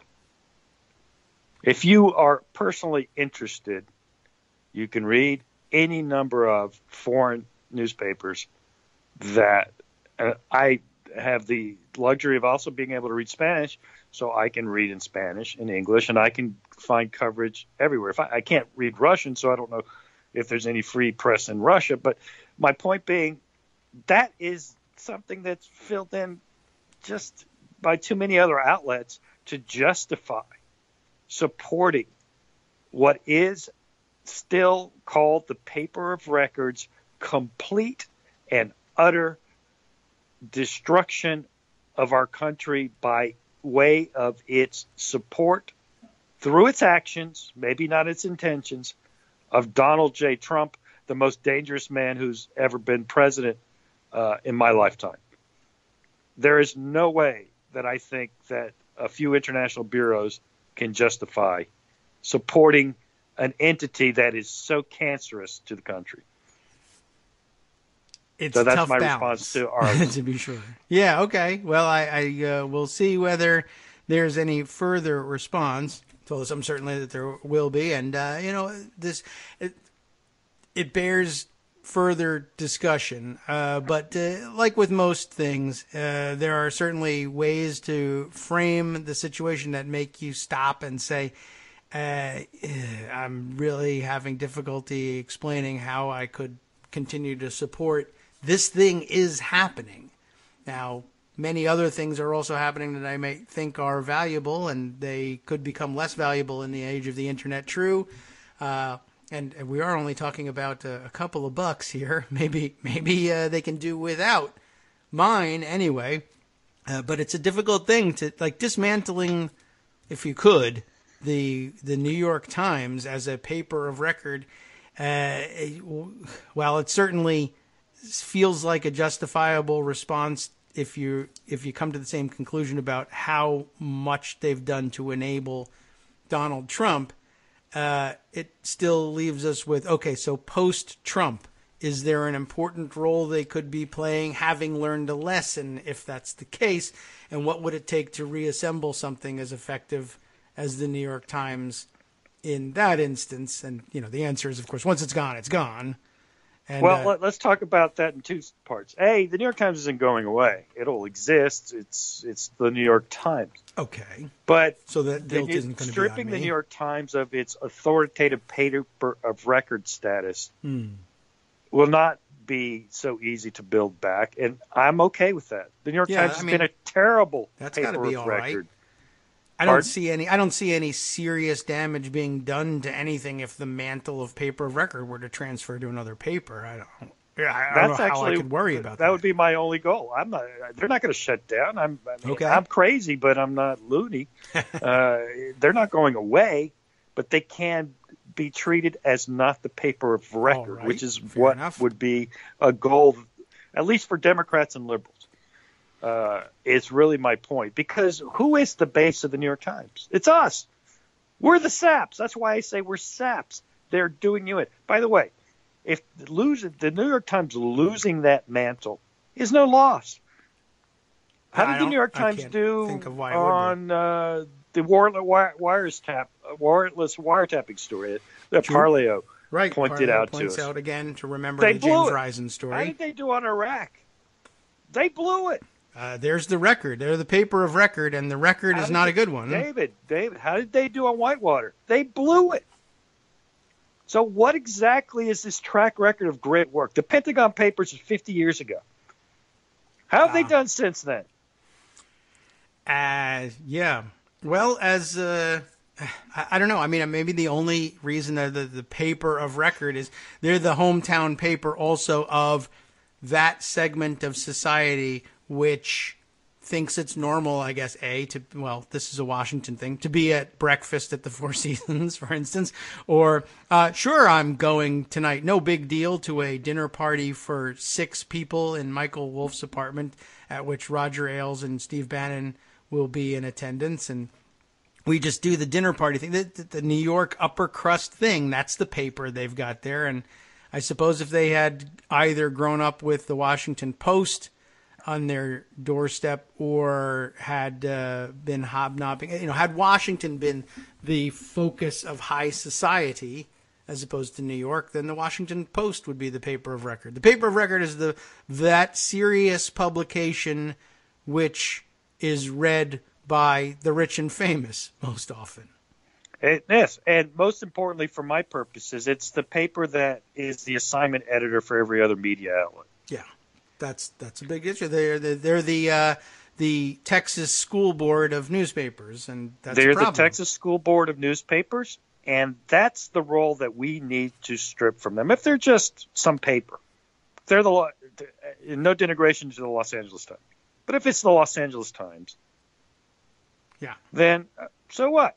Well, then is the Los Angeles Times good or bad? I actually don't know. I don't read the Los Angeles Times, and it's not really put into my consciousness very often. If the New York Times becomes the Los Angeles Times in the internet era, pardon? It's odd in the internet era to note I'm sure they do good things, or they probably do bad things. And the people in LA are like, "What do you mean you don't read the LA Times?" I might read a story or two if something breaks. I just it's not a regular read for me. I read the Washington Post. My day's over when it comes out. I can't help it. That's time zones. That's true too. But my point is, the Texas School Board analogy is perfect. They are they're telling us what's on the reading list. They have to be stripped of that power. We already have it. Washington Post is on the same time zone. They can do that. The Washington Post doesn't have the same number of resources and reporters, though they are expanding. Bezos has a big wallet, and most importantly, he has hired a terrific editor. And the Politico staff doesn't even have to relocate. It's a big win. Politico's staff no longer has to move to New York, although they're enthused about doing that. Making it to the big cities, Washington still by far second fiddle to New York in terms of high society and culture. People don't want to be in Washington for whatever reason. Well, reporters love Washington, and they love their Washington has its own thing. I don't know enough about Washington to know what the society is like, but I'm sure the people that live there and participate in it are very fond of their lifestyle. New York is a different place, of course. Again, it's not so much to me New York versus Washington. It's just a question of who is the assignment editor for all of media. And that is where the New York Times has to go away. Yeah. If the New York Times did not cover the email story every day for 2 years, would everybody else have been doing it too? Besides Fox. You know what Fox would have done. Fox did Benghazi. Yeah. Would it have been Benghazi? Because Benghazi was there. It was a buzz, but it wasn't. That's a good question. It was sort of an eye roll story. The email story should have become an eye roll story. And let me just make one last point about that, because I know we were going to talk about something else, but I'll just make this last point. Sure. The New York Times assigned the email story to its political desk, and their political desk did not understand the issues at all. Their reporting on the email story was terrible. That is most an interesting most point. reporting on it was terrible, but the New York Times was extremely bad. I wonder, And that's another problem with the New York Times. Its political desk talks about things they don't understand. Policy, issues, they don't know those things. They know politics. They know access. They know, infighting. They know gossip. Yeah, I was good just is going to that? say optics is where they would go with that. I don't understand the technical issues of this, but what about the optics of it? That I can talk about, and that's gossip. Optics is gossip. And that's not news. That's not reporting. I That's wonder gossip. had they your discussion of it actually made me wonder, what if they had approached it with the Watergate model in mind? Like, this could be as big as Watergate. Okay, well then you need to approach it with the Watergate model. This needs to go to the tech beat. Yep. And if they can develop it as a story, finally we can move it to the political pages. But the idea of making a political story from the get-go when you can't explain what happened and all you can do is talk about the optics. The optics aren't going to change, so I guess you could beat that horse well past death and it wouldn't make a big difference. And as for the rest of the country, well, I guess we need to cover it. The New York Times is covering it. They're still going on it. They're still flogging it. So ask again this time. Stop leaving it to the New York Times reporters to be the ones on video in the briefing room to ask the questions. You ask it, Kansas City Star. Why? It's not interesting. I don't know. The Times is doing it. High society people are reading about it. They're going to love it. Go for it. David, is it a major story that the President of the United States railed at his Justice Department and FBI to investigate a political opponent? It should be. It is. Is it being covered as a big story? No, it's just that crazy Trump. Another data point in the, admittedly, there's now plenty of coverage, and there always really has been, about how abnormal his presidency really is. But it's not. I don't know. It's not at the level of. But what about our emails? It doesn't. That particular story tells me everything I need to know about them. They can't even handle anymore the stories they used to be capable of handling. They don't know how to cover Trump. It's time for So a New York they've lost Times ethics even the skills panel. they should have had in the past. It's a conventional scandal. The president of the United States is using levers of the government to punish his political opponents. That's what Richard Nixon did, correct? Yeah. They understood it then, right? Yeah. They don't understand it now because they can't. Trump has so corrupted them. They can't even do what they could do in the past. Maybe. Although it's different people too, and they came up in. Well, the institution. Yeah. But I mean, frankly, it's a always lot gonna of have that to is be different because people. they hired all these Politico people who don't know how to cover actual stories. Remember what Politico has always been. What the New York Times did was it took Politico's coverage and it installed it as its political coverage in the United States. In the United States. I guess they did after you're rattling off the names. I mean, they just plug and play. That's what they've done. They took that department of a newspaper dedicated to coverage of politics as a game and said, why don't we just This is make our that our political politics coverage. desk? I guess that's a good point, too. Also not so good. Right. But Anyway, the Titans of Wall Street view everything. I know we as a were going to game. shift gears Yes, on something, and so we're we going need to. to go back. I think it was something about the interview. Well, yes, I wanted to. I realized actually a while ago, walking back, that I don't know that I explicitly stated the conclusion of why I was disputing so adamantly the idea that the short answer on whether or not Trump could refuse to answer a Mueller subpoena or however the questions are posed to him, that the short answer was no, why the actual short answer is yes. And although many people have inferred it, or people who have watched me talk about the various powers that the different branches have to enforce their will know the answer already. But it comes down to mechanics. Can he say no? Like physically, can the words that he, utters to Mueller be no? Yes. We understand that much. I think everybody understands that Trump and his attorneys can say, no, I'm not going to answer you. But, with all this legal precedent and Supreme Court precedent and various historical precedents, really the answer has to be ultimately yes. And the question will be, how do they negotiate to get to yes? But here's the issue that I guess is still pretty much unaddressed by this, otherwise competent roundup of what practice has been during times of normalcy, is if the president or his counsel or whoever it is who answers the question of, will you testify? Here's a subpoena. What are you going to do with it? They light it on fire right in front of Mueller, let's say. Yep. What does Mueller do? Goes to court. Roundhouse kick to the face, stab him in the eye, handcuff him? No. The answer is he says, oh my God. And then he goes to court and says, court, he burned the thing. And the court says, outrageous, horrific. The question is, will the court at any point say, the only thing this guy understands is brute force. We actually have that available to us. I'm sending U.S. Marshals to place the president under arrest or in custody, however we want to phrase it, and we're going to physically bring him to either the grand jury room or stick him in front of a camera. The question is, will any court, Supreme Court, the International Galactic Court of Justice, Miss Universe, whoever you want to try to invoke here, who's going to drag a president who says, no, I'm not going, who might literally say it just like that in front of a grand jury and put him down and say, do you swear to tell the truth, the whole truth, nothing but the truth to help you God? Shut up, screw you, I hate your guts. You're going to have a Saddam Hussein trial on your hands.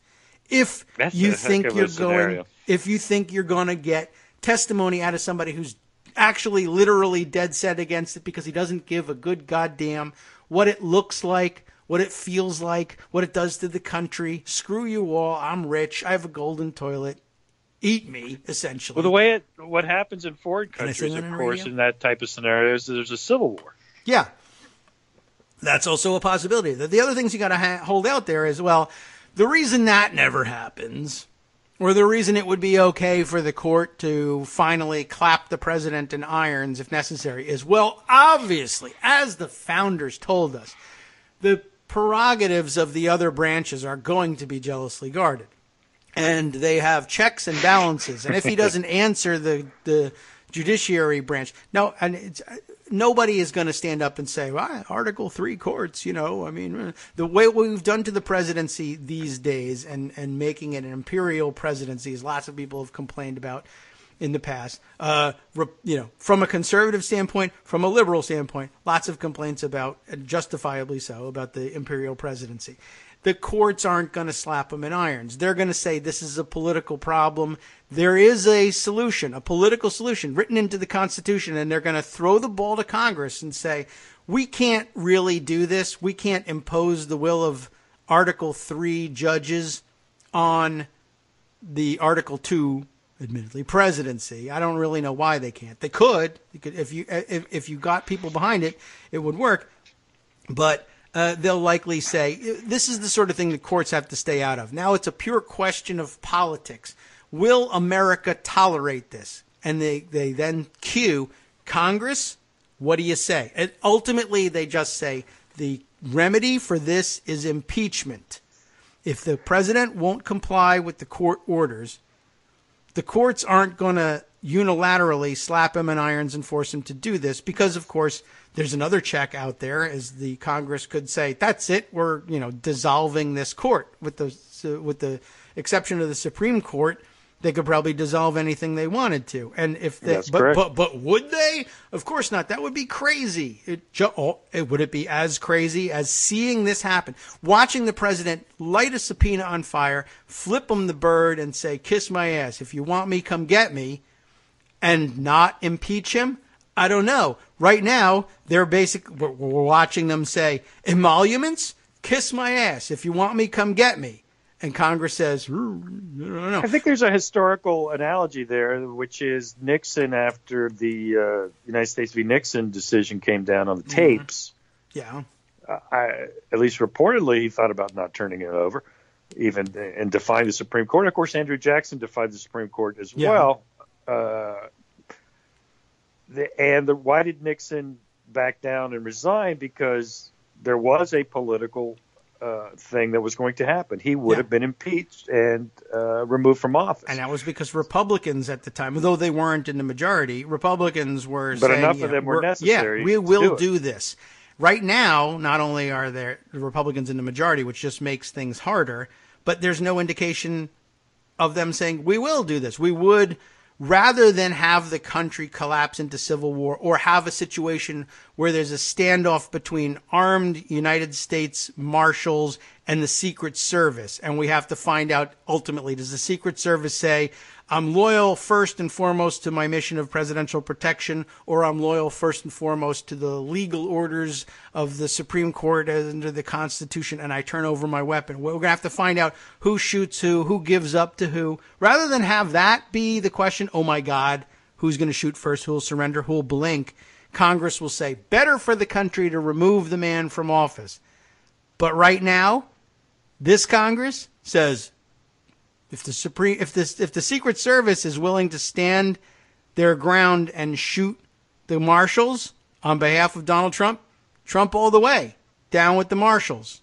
In fact, we might dissolve them before this is over. We might have an emergency session and defund the courts marshals rather than have this shooting go on. But on the other hand, I think the weaponry inside of the White House is probably far superior. We may actually win this gun battle. Let's have the gun battle. We're pro-gun. Let's do it. You know, David, people think you're kidding, and I know you're not. No. And I think what's interesting about that is, do you think, again, this is my New York Times obsession, do you think the New York Times is conveying that this is something that is not completely impossible? No, because to them, please, come on, give me a break here. Well, what are we at lunch at the Applebee's salad bar? Please, peering at me over the tortoise shell rim glasses. I've been covering politics for over 50 years, and that's never happened. I know, because it's normal usually. This guy, what he's already told the Secret Service, I'm bringing my own armed bodyguards from back in the mob days. They get access to me with guns. Jorge Ramos, remember that? Yeah. Reporters were roughed up on the campaign. Yeah. By Trump staff. Yeah. Reporters have been punched in the face by guys who are going to refuse to impeach him later on. And, exactly. And they're in Congress. I think the seriousness of the situation is what I'm talking about. People, when the New York Times doesn't convey it, the rest of the media doesn't convey it, they're missing the seriousness of the moment.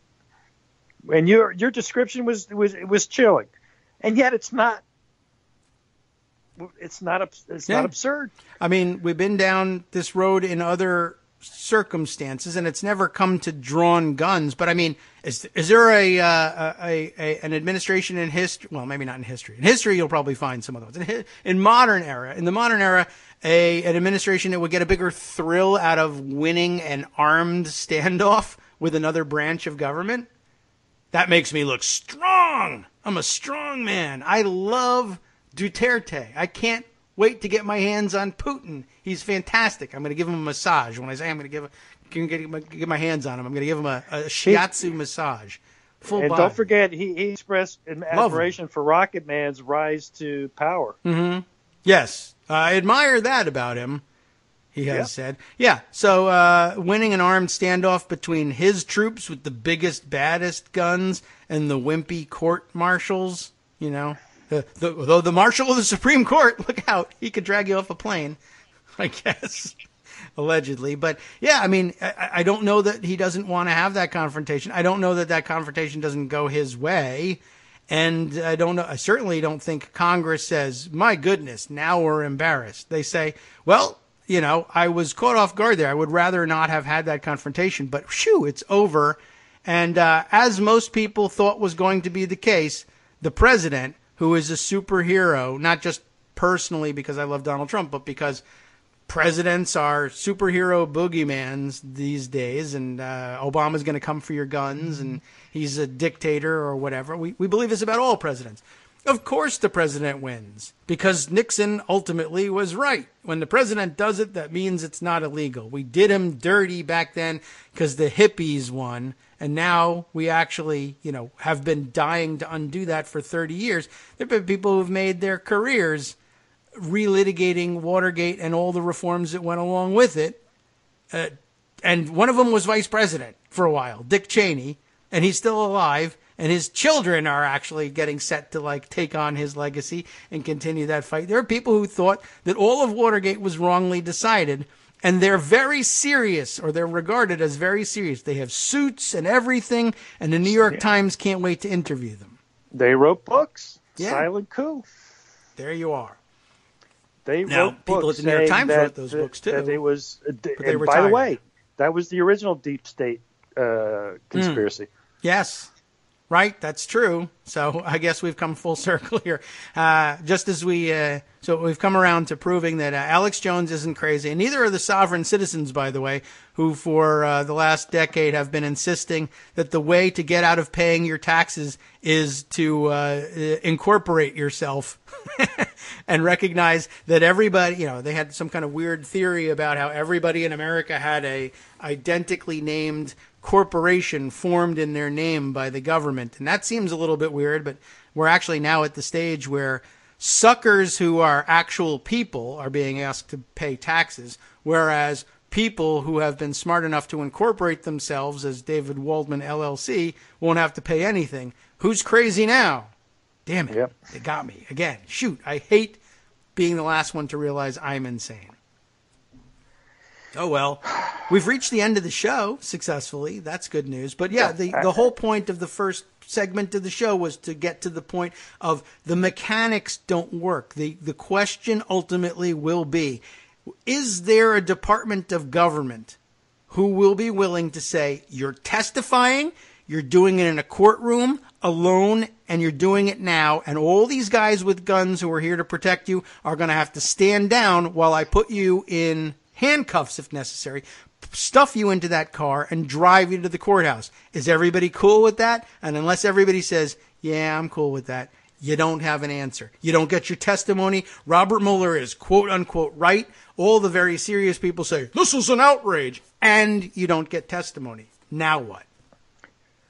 When do the very serious people say this is an outrage start? That component is missing. I don't know. I guess at the point where it becomes something less than theoretical and they actually show up and say, come with us, but we're not there yet. But and all of this may go very smoothly, and they may very well be perfectly happy to say, go, testify, lie your ass off, go ahead, whatever. By the time they nail you for perjury, you'll be dead or your term is over. Go ahead. I don't know why they won't just do that. And then everyone will say, see, I told you were overreacting. And I'm just laying out the scenarios that can happen. And I ask you to think about the mechanics. If he just says no, it doesn't have to rise to shooting war. But if he just says no, very frequently the other side says, damn, the alternative is a shooting war. So I'm going to do something else. I'm going to work around it. I'm going to let you answer in writing. And that's how we get to stuff like that. You're right. And when that very normal seeming thing, that very civil seeming thing happens, understand that it only happened because this side was willing to go nuclear in their threats and say, you're going to have to kill me. All right, that's crazy. Just write your answers down. Oh, very civil. And Trump will say, I got to that by negotiating, by making demands, and they gave in to me. I'm a master negotiator, just like he's reinventing the presidency. Yeah, I guess so. Thank you for standing in with me here and helping me out with the family situation, Armando. We have a lot to think about. No, it was fun. It was fun. A lot of fun today, and obviously very scary, all of it. Yeah, well, we mix it all in there for the gamut of emotions at the Kagro in the Morning Show. All right. Thanks again. Right, well, take care. I'll try to enjoy and be productive the rest of my day. Good luck with that. Succeed as well. All right. Take care. We're almost right up to the announcement part, and we'll do our best to fit in a promo. Daily Coos Radio on netrootsradio.com. You have been listening to the Kagro in the Morning Show. With David Waldman. Look, there's no escape from this very scary subject, because coming up next on the West Coast Cookbook and Speakeasy, even Justice is going to be obsessed with this. Starting off with Katie Tur and Matt Miller discussing the perils of the Trump interview with the Mueller team. I bet they see different perils than I do, but well worth watching and, of course, listening to their perspective next.